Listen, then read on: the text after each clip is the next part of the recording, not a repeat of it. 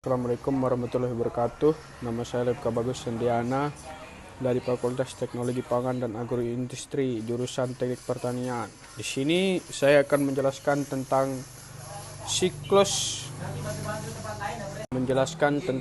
siklus karbon dalam tanah. Ya, lanjut ke materinya. Kita langsung saja masuk ke materinya, yaitu siklus karbon. Siklus karbon bisa diartikan atau bisa disamakan dengan daur geokimia, yaitu salah satu siklus alam yang melibatkan aspek bio atau kehidupan. Geo atau bumi dan kimia dalam proses perputaran siklus. Sebagian besar karbon di bumi ini dalam bentuk terikat, terutama dalam bentuk karbonat, baik dalam batuan induk maupun karbon fosil. Bahan organik tanah atau bot merupakan cadangan karbon global yang jumlahnya bisa mencapai 2 kali di atmosfer.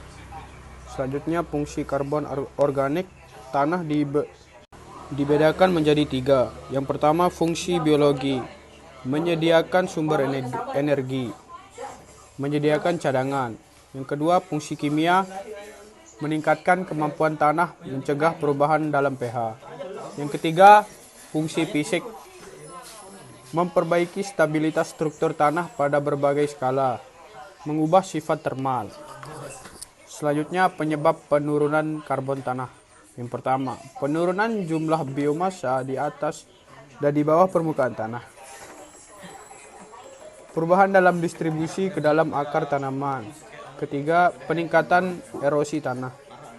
Yang keempat, perubahan kelembapan tanah atau air tanah dan suhu yang meningkat.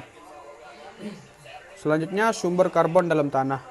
Sumber utama CO2 atmosfer yang difiksasi oleh tanaman dan organisme fotoautotrof lainnya.